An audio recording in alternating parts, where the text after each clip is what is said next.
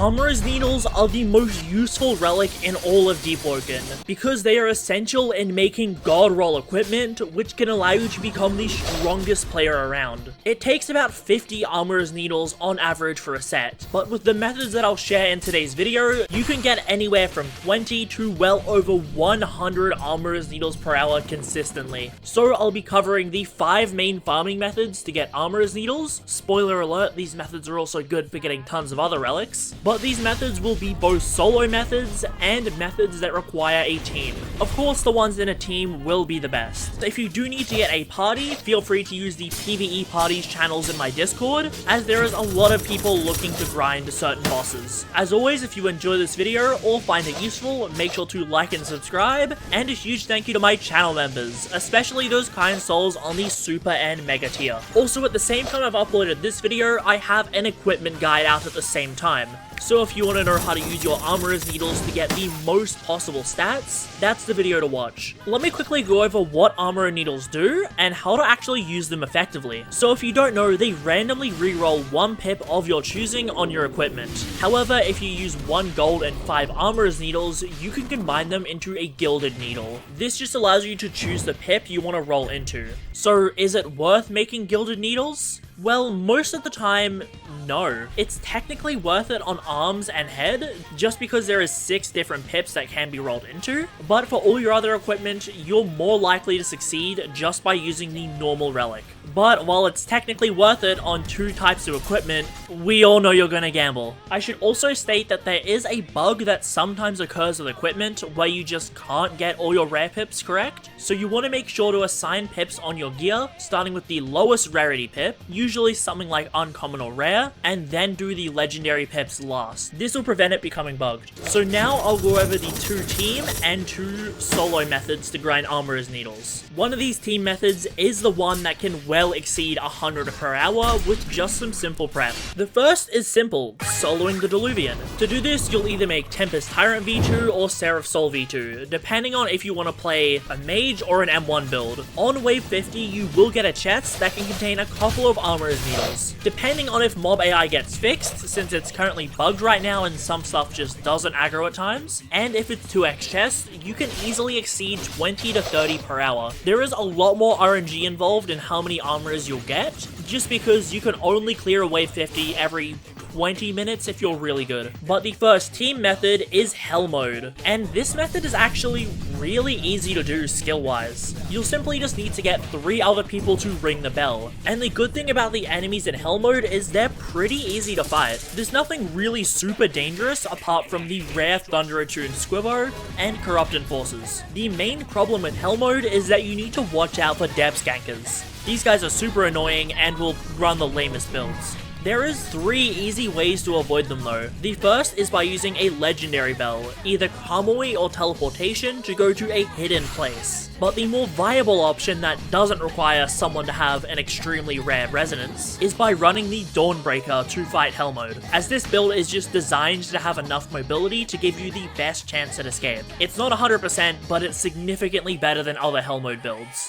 What you've also got to keep in mind for Hell Mode is there is a cap to how fast you can clear it, due to you needing to rely on monster spawns. So in a team of 4 people, you can expect around 5 minutes per Hell Mode, which is pretty good. This can result in you getting 30 to 50 Armorer's Needles per hour, just depending on RNG and if it's 2x loot. However, you can actually increase this number higher. By having an alt or someone else with Animal King AFK during the Hell Mode, only enforcers are able to aggro on them. Not to mention, them just being around will increase the monster spawns, letting you clear it even faster. Obviously, if it's your ult, you can just take the extra chest that spawns, or you can just take the armorers out of whoever you're carrying through Hell Mode as payment, since they're getting free idols, Sinner's Ashes, and Moon's Eye Tomes out of it. Just by using the strategy of having ults or other people go AFK, you can double or even triple your rates to near 100. But that's still nothing compared to the final method. But before we get to that, the last solo method is Ferryman. Now, despite the fact Ferryman did actually cop a nerf a couple months ago, after my original equipment guide, he is actually still really good for grinding Armorer's Needles. With me just casually doing him the other day, I got 4 in 1 Ferryman, and this was somewhat common when I was grinding him. He's definitely not as fast as Helmut or the Deluvian, but he has a significantly lower barrier of entry, since you can run him on basically any build, and you won't have to worry about other players at all since it's an instance dungeon. So if you're a newer player that still wants to grind armorers, this is a good way to do it. Ferryman can also give you really rare drops like the Dormant Splinter as well. However, let's get into the final, most powerful method of grinding not only armorers, but relics, and that is the Heart of Enmity boss. There is a couple downsides to this method though. It requires 5 people in total, so you will need to get a party for it. But additionally, this is the singular hardest enemy in the game, at 150,000 HP, immunity to enchants, and really high resistance to all mantras. That being said, there is 2 ways to fight him depending on how efficient you want to be. The first is going up with all 4 players on dedicated Enmity builds. By running 5 people on high DPS builds, you can either burst down the boss's HP incredibly fast, as shown by another content creator Reet, bursting him down with the Enmity Hunter build. This is a build that I made a while ago, but just decided I'd never make a video on, mainly because Australia doesn't have that many people, thus I can't do Enmity. But the other benefit to having players is one of you can fight the boss at a time, and you can simply just spark swap them out if they get low. So doing it this way will allow you to get easy 1-minute kills on Enmity, and be incredibly safe, as you can just swap out whenever you want. The only thing you need to make sure in a team is that someone runs a Wild Palebriar, as when the Heart of Enmity spawns the Enforcers, one Palebriar crit can usually kill them on the build, since you're just stacking that many damage multipliers. Doing it this way, everyone gets their own chests. However, you can probably convince your teammates to let you take the Armorer's Needles in exchange for something else out of your loot pool. Doing just Enmity solo and only getting your Armorer's Needles, you can easily expect 30 to 50 per hour doing this method. And this isn't even 2x loot. I'll show some of the loot that I've got on screen, and I was easily getting 3 Armorer's Needles per chest on average, which is pretty crazy. So while you can run my Enmity build if you want to have the max damage and defense, it kind of relies on the fact that other people will be running the build to operate at full power. But if you can't have a consistent party, then you'll have more potential running a dedicated solo Enmity build. This is different because you're using Silent Heart. The damage and defense is lower, however, the ability to swap weapons is crucial for Enmity, because you'll be swapping between a Wild Palebriar to kill the Enforcers that spawn, and an Enforcer's Axe to just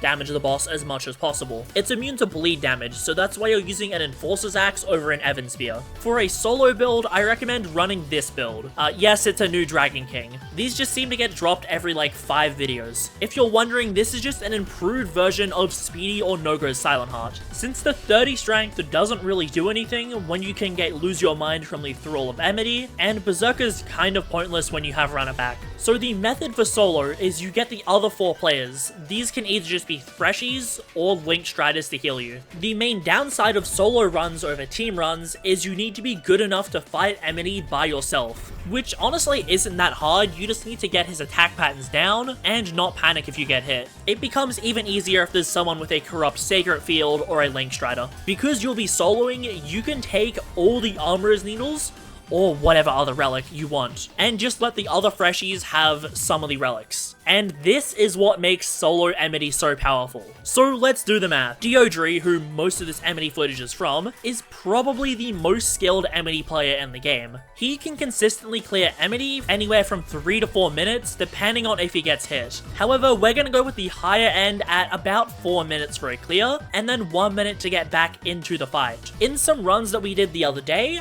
I managed to get 3 Armorer's Needles pretty consistently. However, I'm going to be assuming the bare minimum of 1 Armorer's Needle per run, or 2 in 2x loot. So at 1 per chest, keep in mind this is a major lowball, so with 5-minute runs, which is already an extreme lowball for how fast you can do it, you're able to get through 12 runs per hour. So times those 5 Armorer's Needles by 12, and you get 60 per hour, no 2x loot, really long runs, and really bad RNG. Once you factor in 2x loot, you can get 120 per hour, and factoring in the 3 Armorer's Needles per chest, no 2x loot I was getting, then you can get some ridiculous numbers like 300 per hour, but honestly that's even too high for me to say, because that just sounds like clickbait. So that's why I'm sticking with the approximately 100 per hour, since that's what you can expect with average RNG, assuming you can get consistent parties that don't downtime. So once you learn to do the Enmity boss, you can either ask friends or use the party system in my Discord to get filler people. So yeah, this is a pretty insane armorer's method. However, if this method gets nerfed, which is possible, I'll post a pinned comment of what the new rates of Enmity are. However, these strats are very unlikely to change. So that's all the best ways to get armorer's needles in the game.